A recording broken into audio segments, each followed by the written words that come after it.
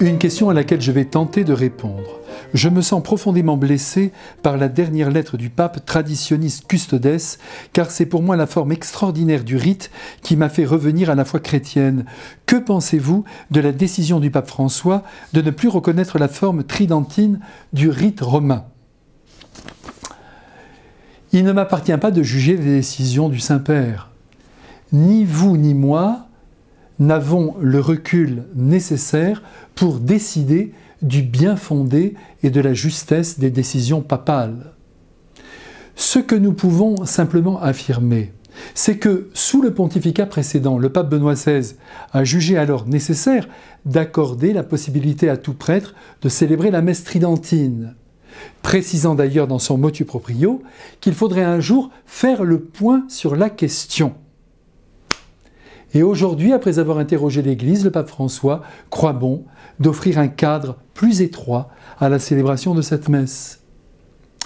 Ces deux décisions, celle du pape Benoît XVI comme celle du pape François, ne relèvent pas de l'infaillibilité pontificale. Et il est bon de le rappeler, mais comme vous le constatez aujourd'hui, d'ailleurs un peu partout en France, le bouleversement est tout à fait relatif. Et si la messe tridentine parle à votre cœur, continuez d'y participer là où elle est célébrée. Mais, sans jamais oublier que le pape Jean-Paul II a célébré pendant 40 ans la messe dite de Paul VI, et que Mère Teresa a bénéficié de la même messe, et que tous les deux sont aujourd'hui canonisés. C'est dire que la grâce circule abondamment dans la messe actuelle.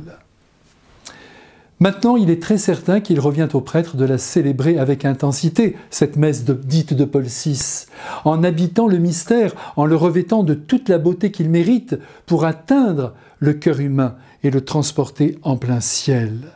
La banalité dans la célébration s'oppose à la présence du Christ dans l'Eucharistie. La qualité de la musique et des chants, la beauté des ornements et des vases sacrés s'imposent pour se tenir à la hauteur du mystère qui se déploie sur les autels de nos églises.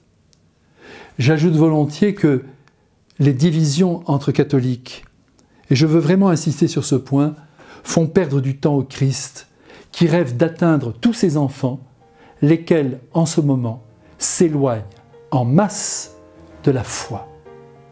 À bientôt.